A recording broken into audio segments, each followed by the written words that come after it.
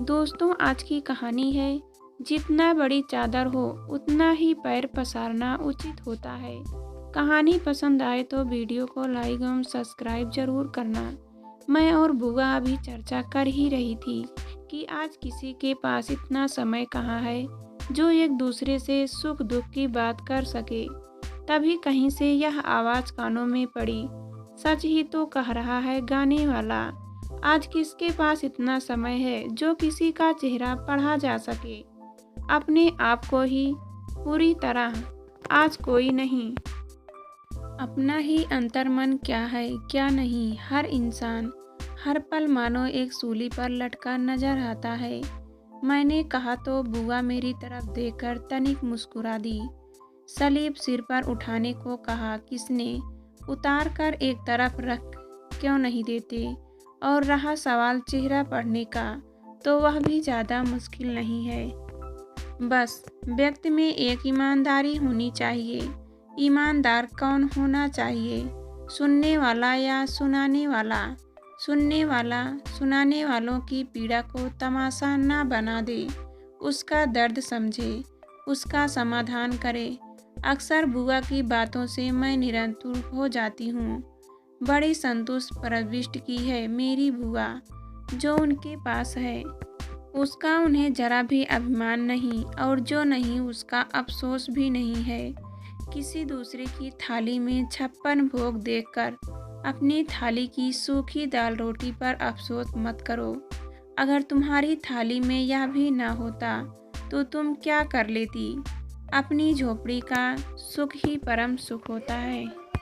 पराया महल मात्र मृग दृढ़ा है, सुख कहीं बाहर नहीं है। सुख यही है तुम्हारे ही भीतर। मुझे कभी कभी यह सब असंभव सा लगता है। ऐसा कैसे हो सकता है कि अपनी किसी सखी या रिश्तेदार महिला के गले में हीरे का हार देखकर उसे अपने गले में देखने की इच्छा न जागे। एक दिन मेरी भाभी ने ऐसे ही कह दिया कि हीरा आजकल का लेटेस्ट फैशन है, तो झट से अपने कुछ टूटे फूटे गहने बेच मैं हीरे के टाइप्स खरीद लाई थी, और जब तक पहनकर भाभी को दिखा नहीं दिए हीन भावना से उबर ही नहीं पाई थी। बुआ को सारा किस्सा सुनाया तो पुनः मैं अनुत्तरित रह गई थी। आज टूटे फूटे कुछ गहने थे, इसलिए बेचकर टॉप्स के लिए कल अगर कोई हीरो का सेट दिखाकर तुम्हारे स्वाभिमान को चोट पहुंचाएगा तो क्या बेचोगी। सुबह आवक रह गई थी। मैं टैप्स बुआ के हाथ में थे। स्नेहमयी मुस्कान थी और उनके होठों पर ऐसा नहीं कह रही मैं कि तुमने ये टॉप्स क्यों नहीं लिए, यही तो उम्र है पहनाने ओढ़ने की। अपनी खुशी के लिए गहने बनाना अच्छी बात है। तुमने तो टॉप्स इसलिए बनाए कि तुम्हारी भाभी ने ऐसा कहा। अपने स्वाभिमान को किसी के पैरों की जूती मत बनाओ। सुबह हम पर हमारी ही मर्जी चलनी चाहिए, ना कि किसी भी एरे गैर की। तुम्हारा आह इतना हल्का क्यों हो गया। हीरे से ही औरत संपूर्ण होती है, यह तुम्हारी भाभी ने यदि कह दिया तो कह दिया। उसने तुमसे यह तो नहीं कहा था कि तुम्हारे पास हीरे नहीं हैं।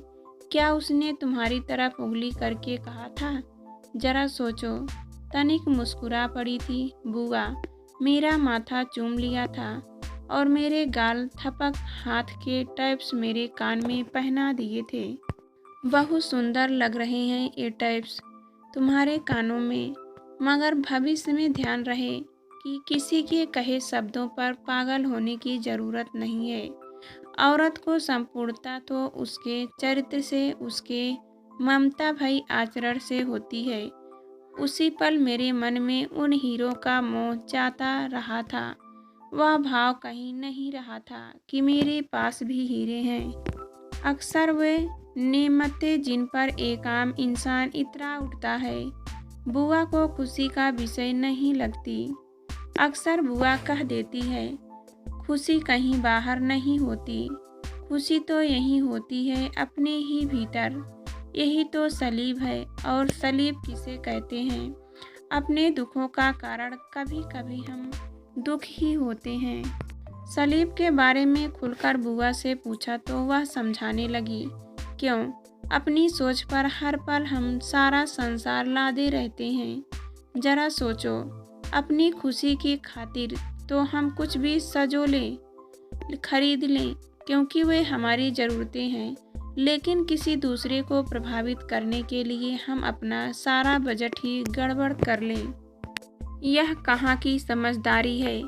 एक बहुत बड़ी खुशी पाने के लिए छोटी छोटी सारी खुशियाँ सूली पर चढ़ा देना क्या उचित लगता है तुम्हें? हमें अपनी चादर के अनुसार ही पैर पसारने हैं, तो फिर क्यों हमारी खुशी औरों के शब्दों के मुहताज बने। बुआ का चेहरा हर पल दमकता क्यों रहता है, मैं अब समझ पाई थी। बात करने को तो हमारा परिवार कभी कभी बुआ की आलोचना भी करता है। उनका सादगी भरा जीवन आलोचना का विषय होता है। क्यों बुआ ज़्यादा तामझाम नहीं करती? क्यों फूफा जी और बुआ छोटे से घर में रहते हैं? क्यों गाड़ी नहीं खरीद लेते? सबसे बड़ी बात जो अभी अभी मेरे समझ में आई है वह यह कि बुआ की किसी मदद करने में या किसी को उपहार देने में कभी कंजूसी नहीं करती, पर अपने लिए किसी को सहायता तो नहीं मांगती। गाड़ी की ज़रूरत पड़े तो किराए की गाड़ी उनके दरवाजे पर खड़ी मिलती है। ज़रूरत पर उनके पास कोई कमी नहीं होती, तो फिर क्यों वे औरों को खुशी करने के लिए अपनी सोच बदले। बुआ के दोनों बच्चे बाहर रहते हैं। साल में कुछ दिनों के लिए वे बुआ के पास आते हैं और कुछ दिन बुआ और फूफा जी उनके पास चले जाते हैं। अपने जीवन को बड़े हल्के फुल्के तरीके से जीती हैं बुआ। एक बार ऐसा हुआ कि बच्चों की छुट्टियां थी, जिस वजह से मैं व्यस्त रही थी। लगभग 10 दिन के बाद फ़ोन किया तो बुआ कुछ उदास सी लगी थी। उसी शाम मैं उनके घर गई तो पता चला था कि फूफा जी पिछले कुछ दिनों से बीमार चल रहे थे।